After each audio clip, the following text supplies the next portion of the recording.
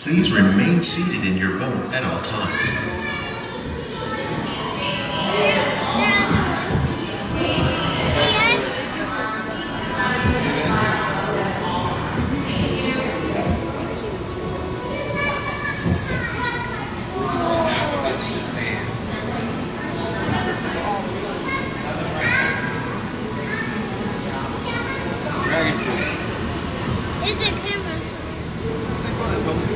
Welcome to our living laboratories, where scientists from Epcot and the U.S. Department of Agriculture are exploring innovative ways to produce bountiful harvests now and into the future.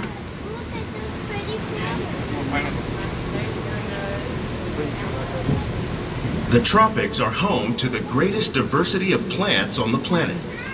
Many of these, like papaya, bananas, cacao, coffee, and rice, are well known around the world.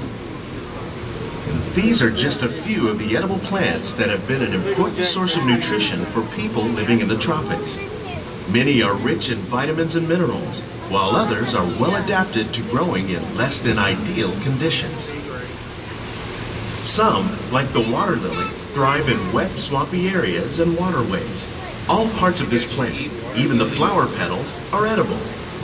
The starchy root of the plant has long been used to make flour for baking.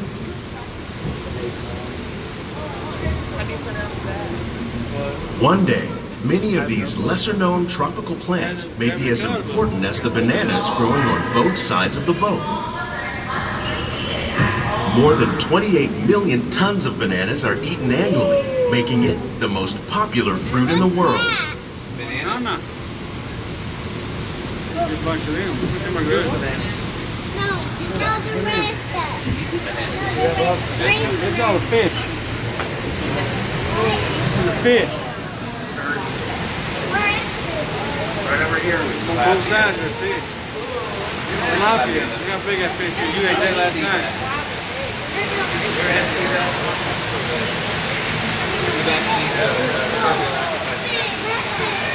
Hybrid bass.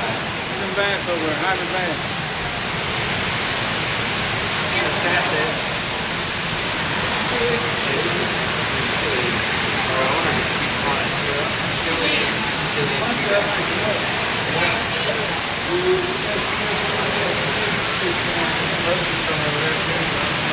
Oh yeah, those huge peppers.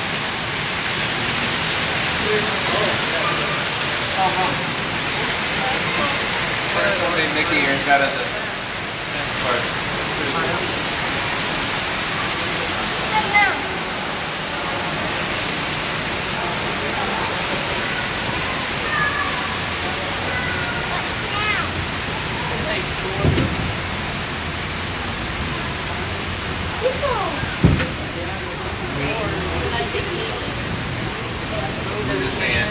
While there are more than 50,000 edible plant species in the world, most of us are only familiar with the handful that make up our everyday diet. The common grains growing here, wheat, maize, sorghum, and millet, plus rice, account for nearly 2/3 of our global food consumption. Learning how to increase yields of these staples is an important goal of research around the world. African blue basil.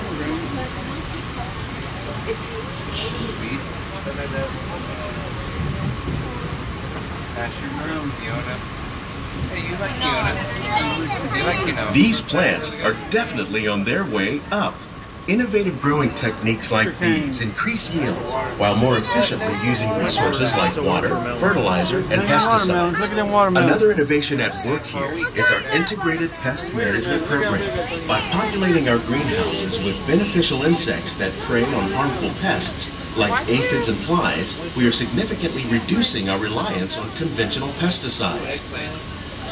We're growing these crops using our nutrient film system. This technique precisely controls and recycles water and nutrients. With it, we can produce over 27,000 heads of lettuce a year in this one small area. Take picture of that.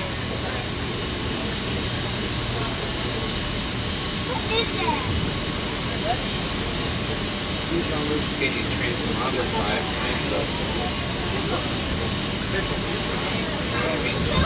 Right there. Big old pickle. What are those? Oh, tomatoes! Some of our best ideas have been inspired by nature, like these fruit and vegetable trees. By growing these ground plants vertically, we can increase yields and better control diseases. These crops taste as good as they look.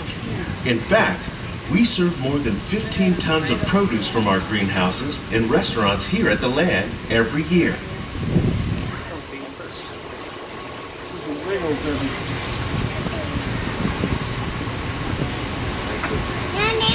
Article form. The little flowers. This is long growing. Look! What is that? They love more fish.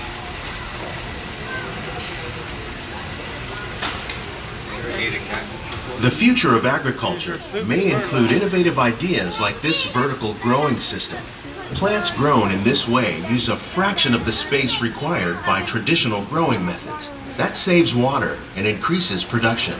The aquaponics system on your left combines hydroponics with aquaculture.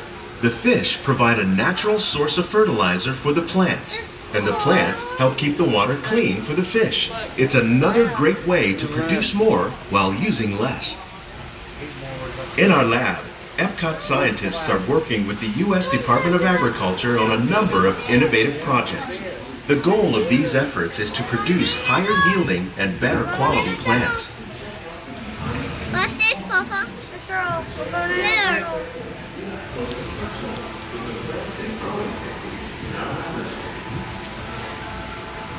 Going in the tunnel.